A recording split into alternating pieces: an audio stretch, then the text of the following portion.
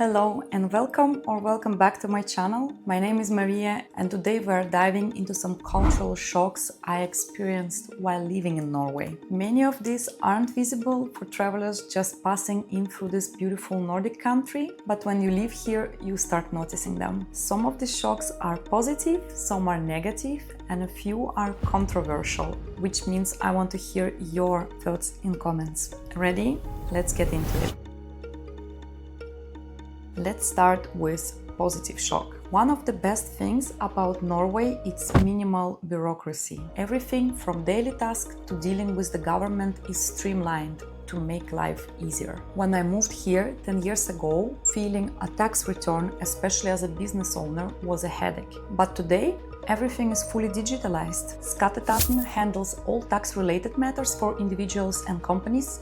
Folkeregister, one-click solution for address change, family matters and name changes. Helse-Norge for your entire medical history and appointments all in one place. NAV, applying for benefits, is entirely online, no paper cows. Just snap a picture of your documents and upload them. UDI handles immigration services digitally. You don't even need to carry your driver license if you have a Norwegian personal number. The police have all the info in their database. Sounds amazing, right? Well, here's where things get tricky. If you don't have Norwegian personal number or if your situation falls outside of norm, prepare to wait. The efficiency Norway is known for suddenly disappears when something out of the ordinary. I personally experienced this twice, once in the business and once with my family. When my last child was born, the father didn't have Norwegian personal number. Usually hospitals register baby immediately and parents can simply log in and submit the baby's name digitally. But in our case, everything had to be done by mail. Hey! Hello in there! Process, which normally takes a day, was dragged out for over a month because of paperwork mistakes. We couldn't proceed with passports or other documents until his name was finally registered. I'm originally from Russia, and in contrast, Russia's system requires more paperwork, but officials are trained and willing to help in complex situations, even if they need to step beyond their expertise. The next shock happened when my kids started at kindergarten. In Norway, there are no warm meals in public schools and kindergartens. At first, I tried to convince them that my child needs a warm meal at lunchtime, like soup. But after a few months, I gave up. You know something? No soup for you! Instead, children brings their pocket lunch. It's called matpakke in Norway. Usually it's just a sandwich and a fruit. At school, kids pack sandwich, fruit and maybe some yogurt for lunch. And even field trips include eating outdoors in nature with their packed food. Norwegians typically eat dinner between 4 p.m. and 5 p.m. right after school and work. Most jobs in Norway follow 8 a.m. to 4 p.m. schedule with a 30 minutes paid lunch break, which actually creates a great life-work balance. So if you're planning a dinner reservation, be aware that the busiest time in Norway is from 4:30 to 5:30 p.m., way earlier than in most other countries.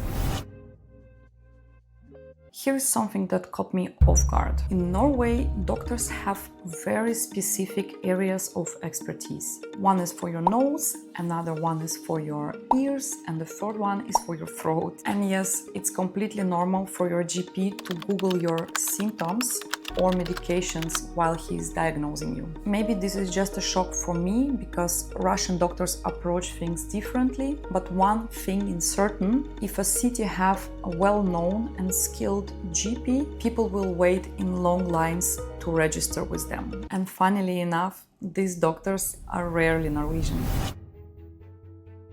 In Norway, social circles are structured almost artificially in every setting. I'm not entirely sure why this is started, maybe because Norwegians tend to be more reserved and need a little push to build their friendships. or perhaps it stems from inclusivity culture. You'll see this in Foreldre Café, it's parent coffee gatherings, Barselgrupp, this is postnatal groups for newly mothers, or even after work meetups. These organized settings create a common ground where Norwegians can comfortably get to know each other. Rather than spontaneous socializing, they seem to prefer predefined spaces to foster connections.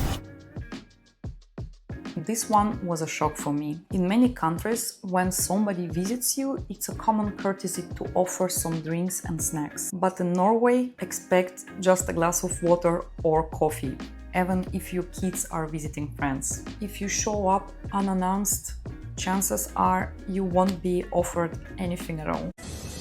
Excuse me? Another interesting cultural difference is how party works. If you are invited for birthday celebration, you expected to bring your own drinks. And if you didn't finish them, you can take them back home. In many cultures, especially the culture I'm from, the host provides everything: food, drinks, entertainments, and guests bring meaningful gifts.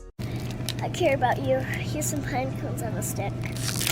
At children's birthday parties, presents aren't mandatory, and in some cases they're completely discouraged. This ties into Norway's emphasis to inclusivity, ensuring that no child feels left outside just because their family cannot afford a gift. It's a big contrast to many cultures where birthdays are all about celebrations, gifts, and generosity.